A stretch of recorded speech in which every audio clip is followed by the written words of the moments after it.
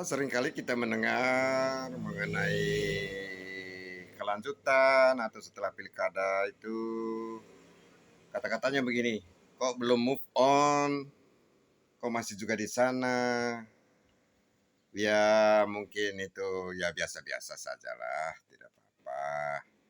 Hanya kadang-kadang kalau saya melihat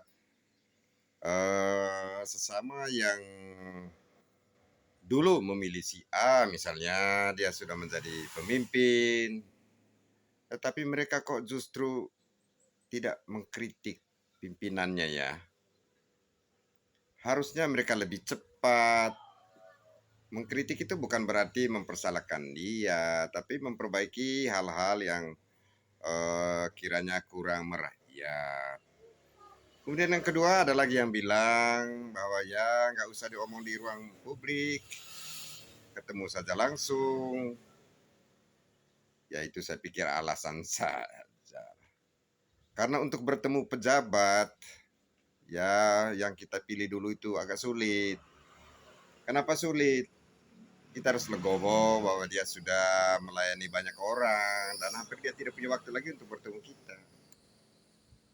Nah, saya pada prinsipnya kalau sudah terpilih, sudah ada pejabat, pemimpin, bupati, gubernur, presiden, maka kita melihat dia sebagai pemimpin untuk saya, untuk semua orang. Karena itu kita mengkritik. Kita mengkritik bagaimana supaya dia bisa melayani rakyat banyak. Supaya tidak terjebak di dalam hal-hal yang buruk, yang korupsi, dan lain sebagainya. Ya kritik. Nah ketika dulu misalnya saya tidak memilih si A, tapi dulu saya mau menggolokkan si B, si B gagal.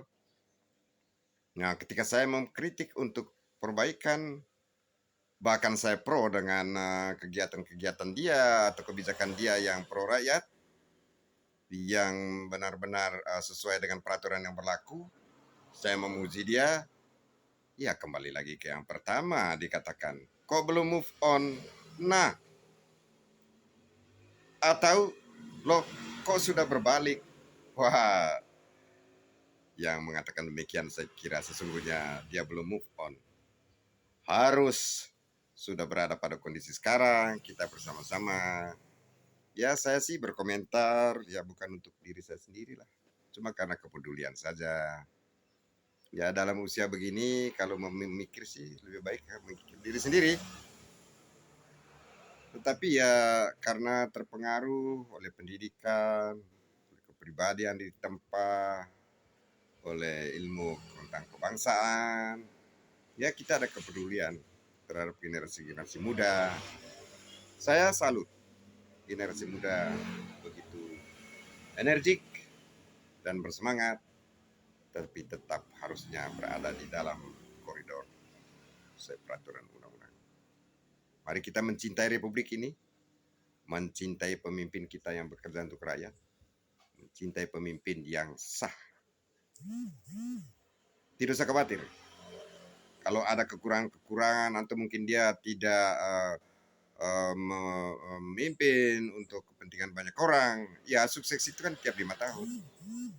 Setiap 5 tahun kita bisa perbandingkan kembali. Ya begitu, simpel saja, sederhana sekali. Sambil kita ngopi lah, ngobrol ini yang santai-santai, gak usah tegang-tegang. Salam dari Labuan Bajo, kawasan super premium.